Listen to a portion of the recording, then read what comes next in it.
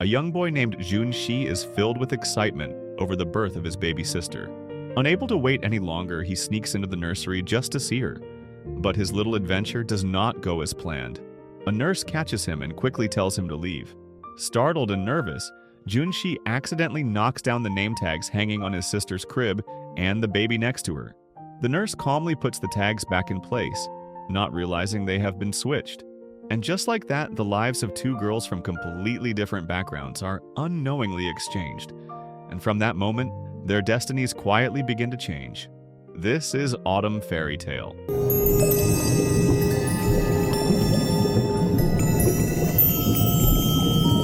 Years pass, and Junshi grows into a teenager, along with the girl he believes is his sister, NC. He lives in a warm and loving family where his parents are caring and supportive, and their life is comfortable and well-respected. NC grows up into a gentle and kind-hearted girl, admired for both her beauty and her sweet nature. One day, the family celebrates Onsi's birthday together. The atmosphere is full of warmth and happiness. Junshi gives her a thoughtful gift, a set of 4 mugs designed with miniature versions of their family. Instead of being completely pleased, Onsi playfully pouts, feeling that her miniature does not quite resemble her parents'. Still, she lifts everyone's mood by playing the piano, showing her talent, something she shares with Junshi.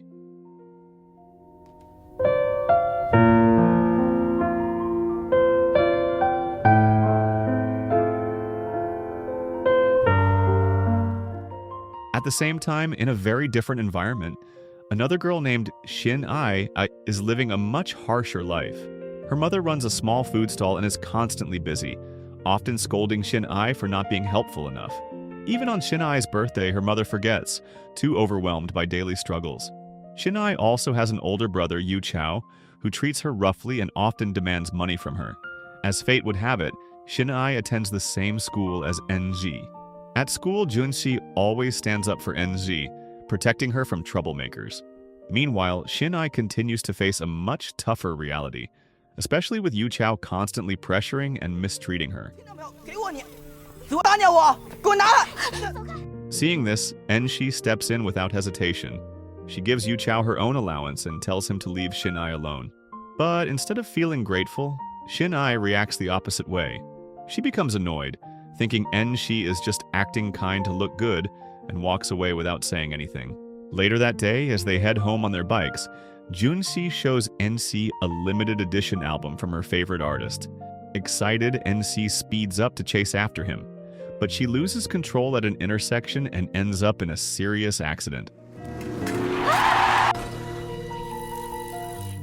She is rushed to the hospital, and while she is in surgery, something unexpected comes to light.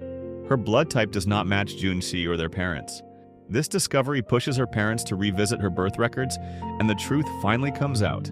NC is not their biological daughter. That night, they quietly discuss everything in her hospital room while she sleeps. But the next morning, NC tells Junshi that she had a strange dream. One where she heard their parents saying she was not really their child. Not wanting her to worry, Junshi tries to distract her. He gives her a gift he had prepared for her recovery, a CD player. But it does not have batteries yet, so he steps out to buy some. While walking through the hospital, Junshi notices his parents deep in conversation with a middle-aged woman. Curious, he listens in and discovers the truth for himself. His sister was switched at birth, which means Onzi is not related to him by blood. Even so, his parents have no intention of telling her. They already love Onzi as their own and cannot bear to hurt her. At the same time, they feel a growing sense of guilt toward Shin Ai, their real daughter who has spent her life far away from them. Somewhere else, Shin Ai's mother can only watch Onsi from a distance, knowing that the girl she raised is not her own, while the daughter she gave birth to lives a completely different life she can never truly reach. Not long after, NC recovers and returns home. Life goes back to normal, filled with warmth and comfort from the family who has always loved her. But that peace does not last long. One day, Shin Ai suddenly shows up at their house, holding her birth documents. The truth is finally laid out in the open. She is the biological daughter of Junsi's parents. Shin Ai feels deeply wronged. In her eyes, her own parents chose Unsi over her, even though she is their real child. She talks about the life she has endured growing up in hardship, constantly scolded and mistreated by her mother and older brother. To her, all the happiness Eun-si has enjoyed for years should have been hers. Hearing this, Jun-si loses his temper and drives Shinai away. But instead of things settling down, N-si is the one who walks out. Jun-si runs after her and they end up on a quiet hill. There, N-si breaks down, overwhelmed by everything. She wishes she could be like a tree, something that never has to move or be separated from the people it loves. Jun-si is heartbroken hearing that. He carves their names into a nearby tree, trying to comfort her and convince her to come home. It is already late, and eventually, Eun-si agrees. He carries her back, holding on to what little sense of normal they still have. The next morning, everything changes again. Eun-si decides to leave. Without saying goodbye, she quietly slips away at dawn, not wanting to face Jun-si or his parents. She heads to find her biological mother, hoping to start a new life there. But the reality she faces is far from what she imagined. Her real mother pushes her away, warning her that life with her will only bring suffering. Not long after, Jun-si's mother realizes N-si is gone and rushes out to find her. She tries to bring her back, even offering a solution. She plans to move to the United States and raise both N-si and Shinai together as a family. But N-si refuses. She chooses to stay with her biological mother, even if it means living a harder life. In the end, Jun-si's family leaves for the United States, and this time they leave without N-si. Years later, Jun-si is now an adult and decides to return to China, determined to find his beloved sister. He visits the neighborhood where N-si's mother used to live, only to discover that she moved away years ago. Meanwhile, N-si has grown into a graceful and hardworking woman. She works as a nurse at a hospital, and on top of that, she also takes on a side job as a property sales agent.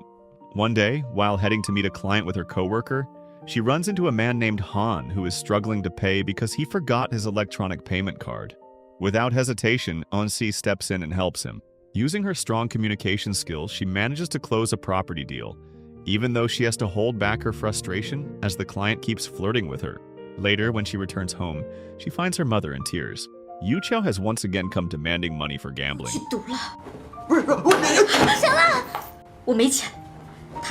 Seeing this, Eun-si gives him the money just to make him leave. Her mother feels deeply guilty, believing that her daughter is suffering because of the life she chose. But Eun-si does not regret her decision at all. She promises that one day she will earn enough to give her mother a better life. At the same time, Han is seen at a meeting in his family's property company. As the son of the owner, he is expected to take things seriously, but instead, he spends the meeting playing games on his phone. Still, he cannot stop thinking about the kind woman who helped him earlier, and he becomes determined to find her. As fate would have it, Han turns out to be friends with Jun-si from their time in the United States. He is excited to learn that Jun-si has returned to China. Not long after, Han also manages to find N-si again and starts getting closer to her. One night, Han invites Jun-si to a nightclub and brings N-si along with her friend. During the evening, Han notices how kind N-si is when she helps a waitress who is struggling. Later, he plays a song on the piano, a song that used to be played often by Jun-si and N-si when they were younger.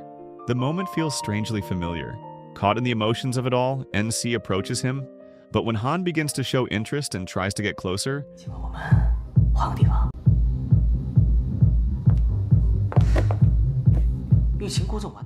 she chooses to walk away instead. After that, N-si visits the hill, where she and Jun-si once carved their names into a tree. She still keeps the CD player he gave her, holding on to the memories of their past. Even now, she cannot forget him or the family she once had. She misses them deeply, but reality pulls her back. She knows she no longer belongs in that world. Now, she works tirelessly just to support her family. Being a nurse and a property agent is not enough, so she also takes on another job as a waitress, doing whatever it takes to get by. One day, while working as a waitress, N-si gets into an uncomfortable situation with one of Han's friends, who looks down on her simply because of her job. Seeing this, Han starts to realize that Eun-si is genuinely kind and sincere.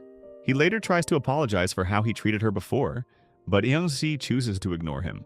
Not long after, N-si stops by a small roadside repair shop to fix her broken CD player. Around the same time, Jun-si happens to visit the same place with a similar device. The moment he sees it, he recognizes it instantly. It belongs to N-si. Without wasting a second, he rushes out, hoping to catch her before she goes too far. And finally, after all those years, they meet again. They sit down at a coffee shop to talk, but the atmosphere feels distant. Eunshi keeps her guard up, acting cold toward him. That night, overwhelmed by everything she has been carrying inside, she goes out alone and drinks. From afar, Junsi quietly watches over her. When she is drunk, all her bottled-up emotions come pouring out. Her anger, her sadness, everything she has been holding back finally surfaces before she loses consciousness. Junsi takes her back to their old home. The next morning, he brings her to a cabin by the sea. Inside, it is filled with memories from their past, along with birthday gifts he has prepared for her every single year, even while they were apart. For the first time in a long while, and she feels truly happy, realizing that she was never forgotten. As the days go by, they begin spending more time together, doing simple things that slowly bring them closer. Without even realizing it, their bond starts to change, and feelings of love begin to grow between them. But things are not that simple. While he was in the United States, Junshi got engaged to a woman named Yumi. One day, Yumi decides to come to China to surprise him. She asks Han to pick her up at the airport, and soon after, Han brings her to meet Junshi and Enshi. The moment Enshi learns that Yumi is Junshi's fiancé, she cannot hide the jealousy building inside her. At the same time, Shin-ai, who has just returned from the United States, also joins them. She clearly does not welcome Enzi's presence. Shin-ai openly makes it clear that she does not want Enzi back in their lives. She fears that all the love and attention from their family will once again shift away from her. She also shares that their mother has recovered from her illness, which had been caused by missing Eunsi deeply during their time abroad. On top of that, Shin-ai used to be in a relationship with Han and still wants him back. But Han no longer pays her any attention. His focus is now on Ensi, the woman he has fallen for. He often visits her at work, bringing her food and quietly supporting her, knowing how hard she struggles just to take care of her family. Han continues getting closer to Eunshi. He takes her out shopping and even brings her to a nursing home, a place he often visits to donate and spend time with the elderly. Through this, Enshi begins to see a different side of him. Han opens up about his past, explaining that he comes from a broken home. Even though he grew up surrounded by wealth, he lacked the love and warmth of a real family. With his feelings growing stronger, Han becomes serious about Eunsi. He even approaches Junsi to ask for his approval, knowing about their complicated past. But Junsi is clearly not happy about it. Still, Han refuses to give up and keeps trying to win Ensi's heart.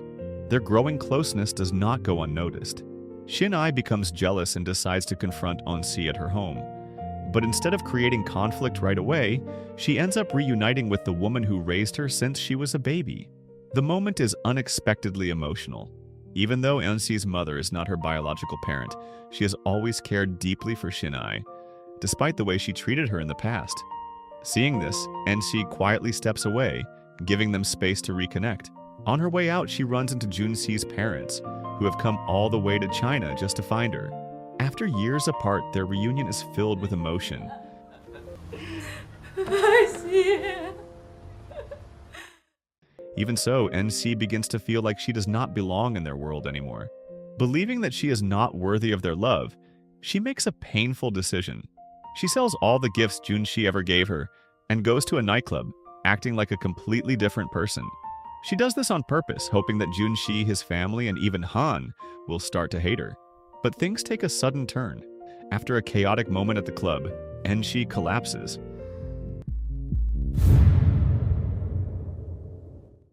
It is then revealed that she has been suffering from leukemia all this time, quietly hiding her condition from everyone. The only way for her to survive is to find a bone marrow donor. Her mother is devastated, overwhelmed with guilt for not realizing what her daughter has been going through. Her condition quickly worsens, and as she reaches a critical state, she unconsciously calls out Junshi's name. Hearing this, Han finally understands the truth. The woman he loves has always loved someone else. In the end, he chooses to let her go. Yumi also makes the same decision, letting go of her engagement with Junsi. After Ensi survives her critical condition, everyone gathers around her. Her entire family is there, including Han and Yumi. Shin-ai finally apologizes for everything she has done, and Eunzi forgives her, accepting her as a true sister. With the love and support surrounding her, Ensi finds the strength to keep fighting and to choose life. And in the end, the story closes with Ensi and Junsi getting married, surrounded by the people who have stood by them through everything. So the moral of the story is, sometimes love means losing, and even when you find your way back, the pain never really leaves.